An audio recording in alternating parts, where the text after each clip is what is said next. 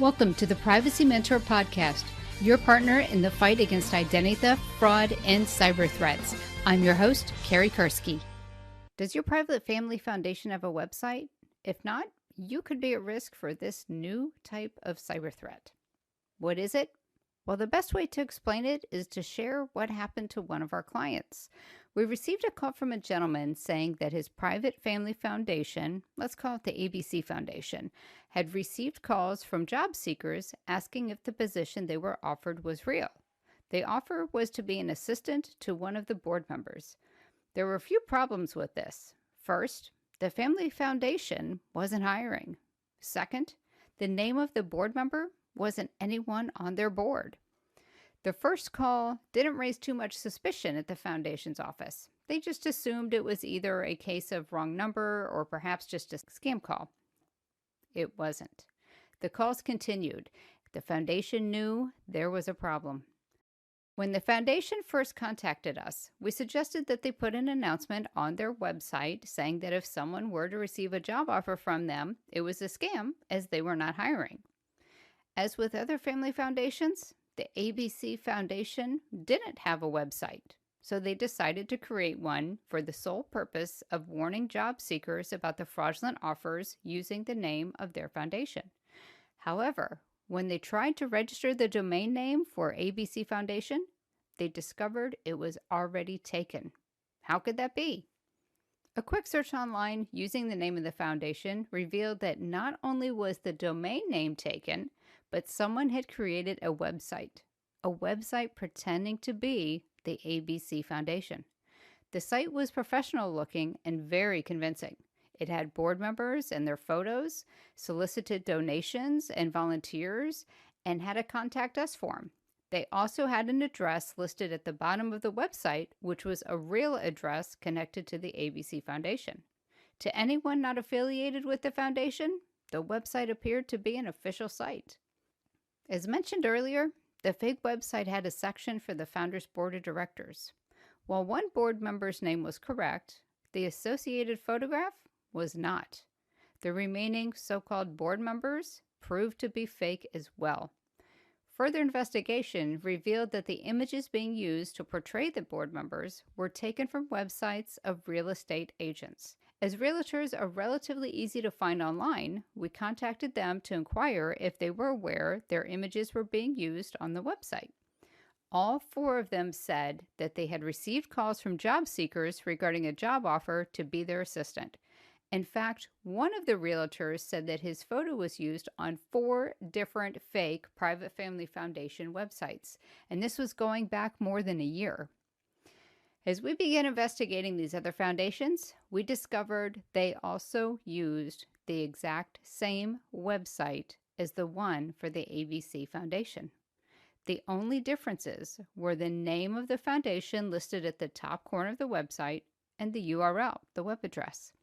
For example, the XYZ Foundation was another real foundation that had their domain stolen. When xyzfoundation.org was searched, it took you to an exact copy of the abcfoundation.org, with the exception of the website and the name of the web address. In each instance, the imposter had purchased the domain and the name of the foundation and had launched the exact same website. None of these foundations had considered purchasing the domain for their foundation. They all determined a website was unnecessary and would bring unwanted attention to their organization. But by not purchasing their domain name, it left them vulnerable to imposters or scammers. There are risks associated with someone purchasing your domain and posting a fake website. Risks to both the foundation and to the job seekers. Some of the risks to the foundation include donations made to a fake website could cause tax issues for the foundation, damages of reputation by negative reviews online or complaints of scams, or increase in unwanted attention, both positive and negative. Some risks for job seekers are fake job offerings, stolen identity, losing money, or being tricked into laundering money, known as money mule, as requested by the supposed employer. Now, in this particular case, we've discovered that all of the people that received a fake job offer If they accepted the job, the first task was the person was going to mail them a check, which they were to deposit in their account. So the employer, fake employer, was mailing a check to the employee for the employee to deposit in their bank account. Then the employer would follow up with instructions such as move this money over to this other bank account, or send the money somewhere else, or buy me plane tickets, or set up a Bitcoin account and then purchase Bitcoin. There are many, many instructions that were being involved, but the first job or the first task for these fake job postings is the employer sends you a check that you are to deposit and then wait further instructions. So what are some steps that you can take to protect your foundation? Well, this could have been avoided if the foundation had taken one simple step: registering the URL or domain name for their foundation. By registering the URL, you block someone else from buying it and using it. Now, I understand that private family foundations want to remain private. Well, you can. Just because you buy the URL doesn't mean you have to post a website. Though, make sure when you buy the URL that you also pay for private registration. If someone were to check the who is registration, that's information about who owns the domain name, and they were to look at the information of the owner of the URL, it would default to the information of your web hosting company as opposed to your information directly. So private registration is always key anytime you register a domain name. But what do you do if you're already a victim? Well, if you attempt to purchase the URL for your foundation and you discover that it's already taken, here are a few steps you can take. Step 1, visit the URL of your domain name. So if your foundation is called ABC Foundation, go to abcfoundation.org and see if there's a website. If there is, remember, sometimes more than one organization could have a same name or similar name. However, if they are pretending to be your private family foundation, proceed to the next step. Step 2, check the Who Is registration by visiting whois, that's whois.com, and entering the URL in the search bar. Step 3, identify the web hosting company. This is found by looking at the registrar section.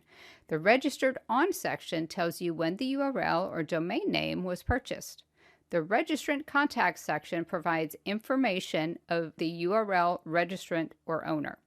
If the owner purchased private registration, then you'll only see information for the web hosting company. Step 4, contact the web hosting company to determine their procedures to report a fraudulent website. Most often, it is by sending an email to abuse@ followed by the name of the web hosting company. But it's always best to contact them first to find out what their procedures are. Visit their website and either call the phone number listed on the website, or often you can use their online chat feature to get the instructions. Step 5, submit a complaint to the web hosting company. Explain that they are using your intellectual property for your foundation for fraudulent purposes.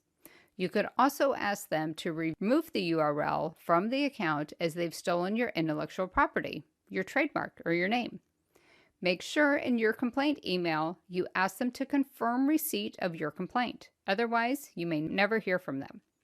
Since you are not the account holder or the owner of the URL, the web hosting company is not permitted to respond to you with their findings or update you with what they're doing, like taking down the fraudulent website. This is due to privacy regulations.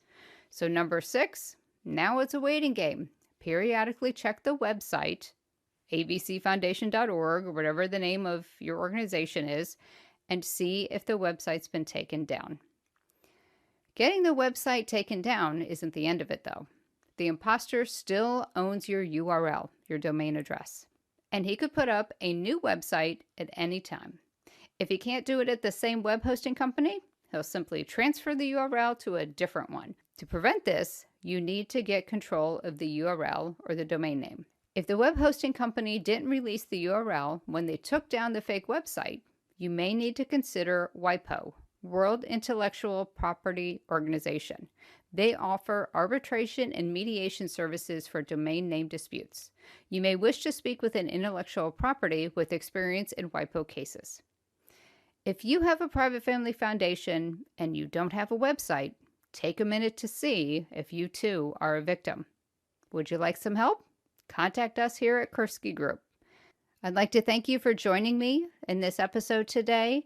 And if you know anyone who has a private family foundation, make sure you share this episode with them, or at the very least, warn them of this. This is a new trend, but it's one that's getting pretty big and pretty fast, and it can cause a lot of damage. So make sure you share this with friends and family, or businesses or organizations, people you know that are involved with private family foundations. And as mentioned before, if you or someone you know needs help, or if they already are a victim, please feel free to reach us here at Kursky Group. We're happy to assist.